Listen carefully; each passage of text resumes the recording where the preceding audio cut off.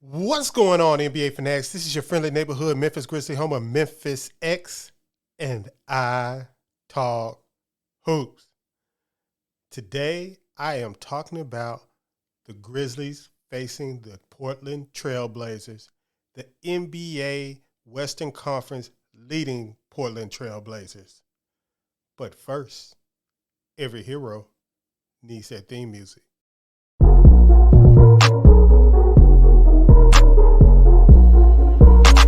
Piano.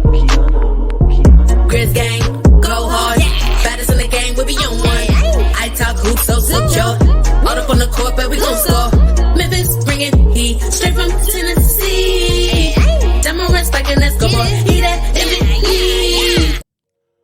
Well, tonight should have been one of the best nights of the early season, but unfortunately, the Grizzlies had a little bout with the flu amongst the team before they played the Jazz, and are coming off a 2-game losing streak. It should have been the 6-1 Grizzlies versus the 5-1 Portland Trail Blazers, but alas, we are where we are.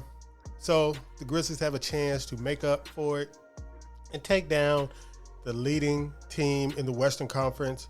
Of course, the Grizzlies have some guys that should be coming back from injury, namely Desmond Bane and Jake LaRavia. Hopefully Steven Adams plays tonight also. The Warriors will be without their best player, Damian Lillard, tonight, so no real excuses for the Grizzlies to drop this game, even though it's the last game on a 4-game Western Conference road trip, and the Blazers have had 4 days off. Now, of course, I did take yesterday off. I was going to review the Jazz loss, the second Jazz loss, but that game performance and waking up to the news of Takeoff, rest in peace, Takeoff, was a little bit too much, so I decided, my mood wasn't really into it. But we are back at it today, and if anybody can remember the last time these two teams faced each other, it was, what day was that?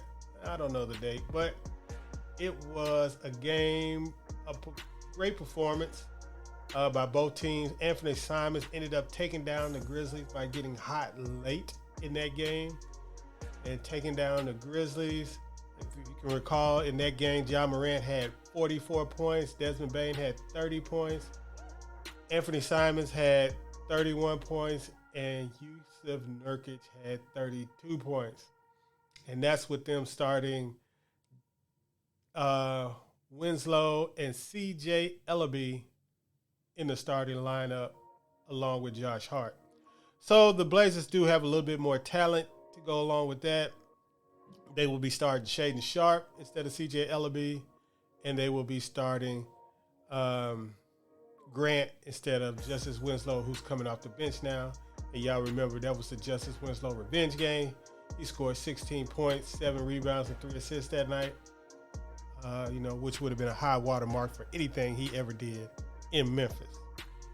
Now, if you've watched the Blazers this season, you've seen that the guy named after one of the greatest basketball players ever to grace a basketball court, Anthony Simons, has been having a very, very good season. He is currently averaging 20 points, 2.8 rebounds, 3.2 assists. His shooting is not terrible, but it's not up to par. Shooting 42.9% from the field, 37.3% from the three-point line, 91.7% from the free throw line. He's still just 23 years old, so he's younger than Desmond Bane still. So he's progressing quite nicely for them. Adjusting to playing full-time next to Dame and other people that need the ball. So it's a little adjustment period for him. But he seems to be doing good playing. He's really playing the Desmond Bane role in their offense as being the guy, that plays off of their star point guard and is asked and tasked to carry the second team, from a scoring standpoint. So the Blazers, to me, I've watched them several times because, they're usually one of the night games that are playing. And they're usually playing to the point where I can catch their whole second half after the Grizzlies play, or catch their whole entire game if the Grizzlies are not playing. Because, I basically wanted to see Shaedon Sharpe play. Shaedon Sharpe has been, Shaedon Sharpe, of course, was my guy that was number one in my 2022 NBA mock draft. I probably would have Paolo as the number one now, but he would probably still be my number two guy in that draft. I really like what he has shown as a rookie who hasn't had much experience on the basketball court in the last year playing against competition. So he's been good. His last 3 games have been double figures, 14, 15, 11 in the last 3 games. He is currently averaging 9.3 points, shooting 50% from the field, 42.9% from the three-point line, and hitting 2 out of every 3 free throws. No, hold on. He's shooting 50%. That's his record, his stats right there. So he's averaging 9.3 points, like I said. Playing decent defense for a rookie. Looks real good for a 19-year-old rookie first-round pick. If I was a team who had picked him top 7 in any draft ever, and I saw him performing like this as a 19-year-old, I would be ecstatic, especially because he has out-of-this-world athleticism. So we could be looking at a real fun and exciting games with 2 of the most athletic players in the NBA, in Ja Morant and Shaedon Sharpe playing. We might see some great dunks tonight. Hopefully we get a real great game tonight overall, and we get the Grizzlies getting off of this 2-game losing streak and finding a way to beat a team that is pretty damn good, even without Damian Lillard.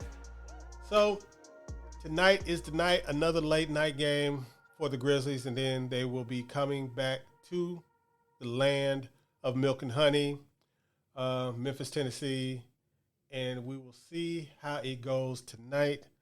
Like I'm telling you guys, I'm not sure who's going to play tonight for the Grizzlies. Also, Jaren Jackson posted it's November, so that means he is very close to returning. Hopefully within the next 2 weeks, we get a return of the Black Panther, and soon after that, or in the same time frame, we get Ziaire Williams back, and we basically can have our entire 10-man rotation. And I hope and pray that we can get a month straight, at least 1 month straight, with our entire 10-man rotation intact, and we can see what is what with this team when it's healthy. And just a little caveat, I have a sneaking suspicion that Jake LaRavia is going to force his way into the 10-man rotation. I think John Conchard and Santi Aldama need to step their games up offensively and defensively, because Jake LaRavia in that pure, wet jump shot is going to get into the 10-man rotation come hell or high water. I think the coach is going to start liking him, especially for his defense awareness, his rebounding, his toughness, and his shooting. And I just think he is going to outperform, if not both of those guys, at least one of them. So that's where I am with the rotation right now. Looking forward to seeing Jaren Jackson in the Grizzlies uniform. Hopefully he can come back on the 11th when I will be in the building for them to debut their statement uniforms. The black joints going to be fire. I love black uniforms. I wish they would come out and play in black Air Force Ones to let people know what's really going to happen that night. But, these players are into fashion, and them shoes are not fashionable. But we'll see how it goes. Tonight should be a fun game, guys. I will talk to you guys tomorrow when we do a review of this game, and hopefully some exciting performances for all the players involved. Hopefully everybody gets healthy and stays healthy. Peace.